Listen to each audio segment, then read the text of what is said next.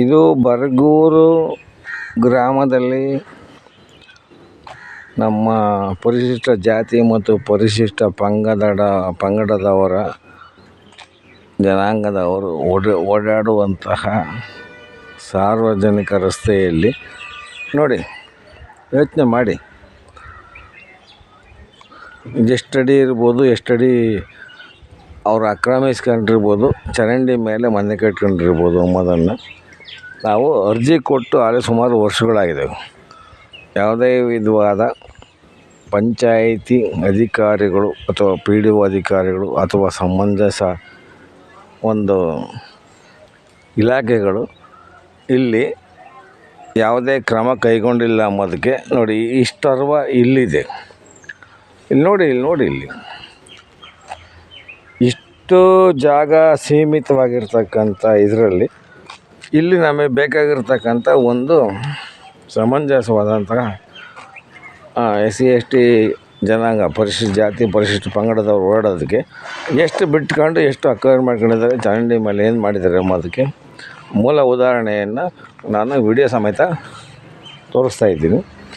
ನಮಗೆ ನ್ಯಾಯ ದೊರಕಿಸಿಕೊಡ್ಬೇಕು ಅಂತ ಅರ್ಜಿ ಕೊಟ್ಟಿದ್ದೀನಿ. ಆದರೂ ಸಮೇತ ಇಲ್ಲಿ ಈ ಬರಗೂರು ಪಂಚಾಯತ್ನಲ್ಲಿ ನಮಗೆ ನ್ಯಾಯ ಸಿಕ್ಕಿಲ್ಲ. ಹಾಗಾಗಿ ನಾವು ಸಮಾಜದ ಒಂದು ಏಳಿಗೆ, ಒಂದು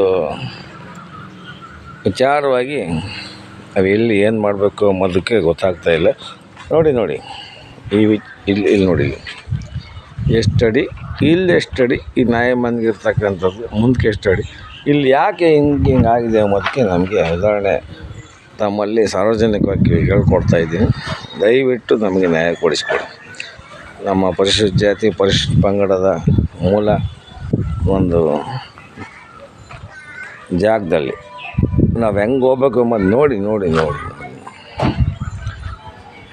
ಇವರು ನಮ್ಗೆ ಇಷ್ಟೊಂದು ತೊಂದರೆ ಕೊಟ್ಟಿರ್ತಕ್ಕಂಥ ಉದಾಹರಣೆ ನೋಡಿ, ಮಾತಾಡಿ,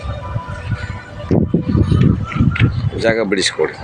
ಈ ಜಾಗದಿಂದ ಈ ಜಾಗಕ್ಕೆ ನೋಡಿ, ಇಲ್ಲೆಲ್ಲ ವಾಹನ ಓಡಾಡ್ತವೆ.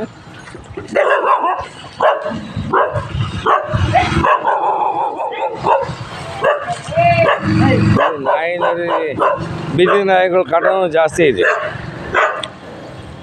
ನೋಡಿ. ಇಂಥ ನಾಯಿಗಳಿಗೆ ಯಾರು ಊಟ ಹಾಕ್ತಾರೆ, ಏನು ಮಾಡ್ತಾರೆ, ಎಲ್ಲಿ ಸಾಕ್ತಾರೆ ಅಂತ ಗೊತ್ತಿಲ್ಲ. ಇದು ಸಾರ್ವಜನಿಕವಾಗಿ ಪ್ರಾಬ್ಲಮ್ ಇದೆ. ಇಲ್ಲಿ ಒಂದು ಇಂಥ ವಾಹನಗಳು ಹೋಗೋದಕ್ಕೂ ಭಾರಿ ತೊಂದರೆ ಇದೆ. ನೋಡಿ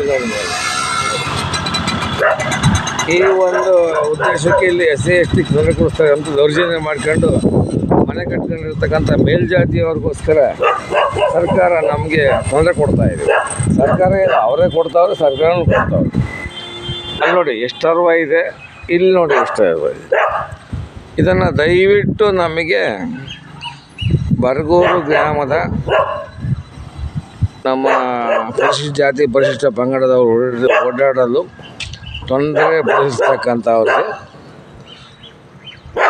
ಕಾನೂನು ಕ್ರಮ ಕೈಗೊಂಡು ಮುಂದಕ್ಕೆ ಜಾಗ ನಮಗೆ ನ್ಯಾಯ ಕೊಡಿಸ್ಕೊಡ್ಬೇಕು ಅಂತ ಕೇಳ್ಕೊಳ್ತೀವಿ.